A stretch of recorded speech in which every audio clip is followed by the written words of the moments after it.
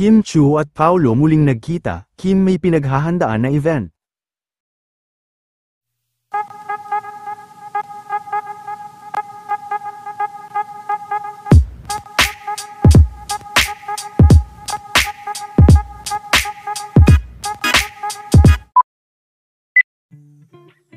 Matapos ang masayang bonding at pagkikita kahapon nila Kim at ng mga kaibigan nito na sina Bella at Angelica, ay talagang marami na naman nga, ang mga Kim Pao fans ang natuwa, dahil sa muling pagkakataon, ay magkasama nga sina Kim at Mr. Paolo Avellino.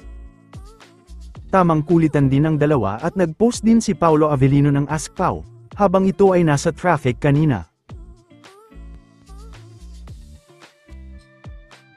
Hirit pa ni Kimi ay tapos na ba umano dahil hahabol at magtatanong pa siya kay Paolo Avellino.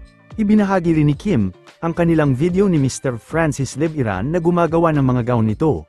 Tila may pinaghahandaan nga na malaking event si Kim, at makikita rin sa background ni Paolo ang mga damit na hinahawakan nito. Tapos na ba?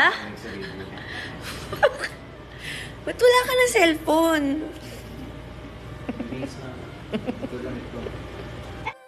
Hirit tuloy ng mga fans ay sino kaya ang mas makulit sa dalawa behind the cameras. Ito naman ang ilan pa sa naganap kahapon.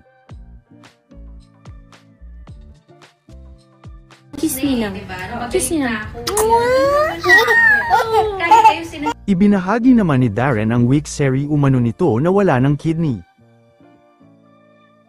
First time back at ABS-CBN without an appendix. Hindi na diary. My journal. Lahat po ng gagawin ko for the first time nang walang appendix. Gagawin ko po ng story. Joke lang.